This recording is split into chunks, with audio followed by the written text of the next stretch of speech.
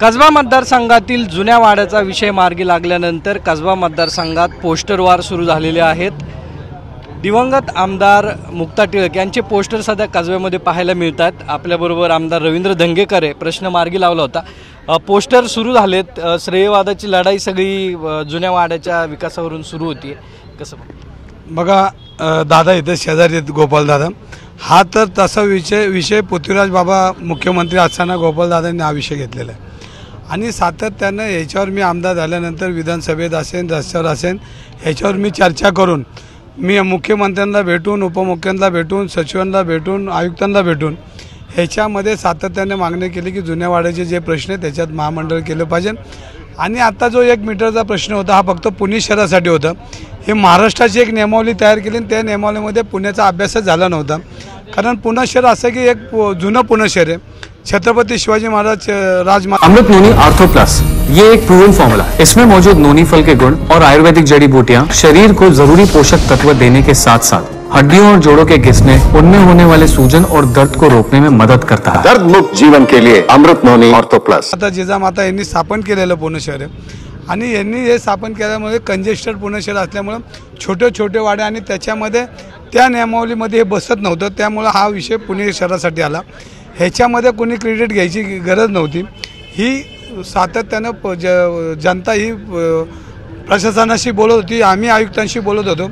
आज जे पोस्टर लागलेत हे पोस्टर का लागले कसे लागले हे माहीत नाहीत। त्यानंतर माझे विरोधक रासने यांनी बोर्ड लावले, पण ह्याचा नागरिकांना काय फायदा हे मला समजत नाही, कारण ह्याच्यामध्ये दंड आकारून ही कारवाई करणार सवलत देणार आहोत।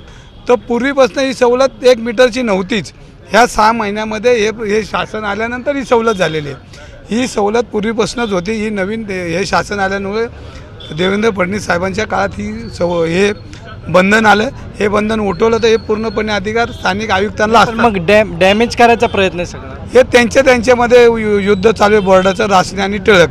आणि आम्ही जे केलं आम्ही बॉर्डर येत नाही, कारण आम्ही खरं काम करतो आणि खरंच बोलतो। ते खोटं काम बोलतात आणि खरं बोलतात। मग प्रश्न कोणी मार्गी लावला? हा प्रश्न तुम्ही अधिवेशनामध्ये माझे सगळे चर्चा, मी भाषणं केलेली, मी पत्र दिलेली तुम्ही बघितलं असेल आणि मीडियाने छापलेलं आहे माझं। त्यामुळं आता तो विषय राहिला, पण खोटं बोलायचं आणि रिटर्न बोलायचं ही पद्धत भारतीय जनता पार्टीची, पण ती राहू द्या।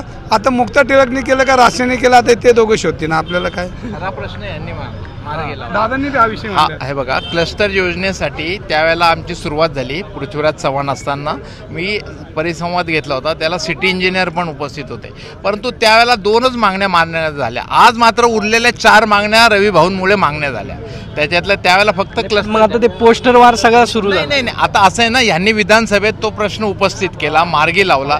आता प्रशासन त्यांच्या हातात आहे, त्यामुळे त्यांनी ते कळल्यावर पत्र देऊन नंतर श्रेय घेण्याचा प्रकार आहे, दुसरं काय नाही।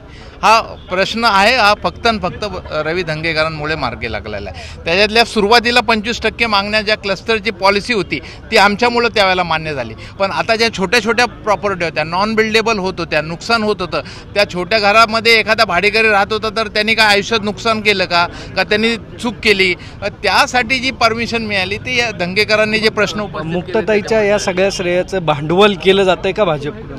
बघा आत्ताची जी नियमावलीमध्ये सूट दिली, पण त्याच्यामध्ये बी आयुक्तांनी दंड आकारलेत आणि ते दंड इतके आकारले तर 5-5, 10-10 लाख रुपये दंड आकारलेत।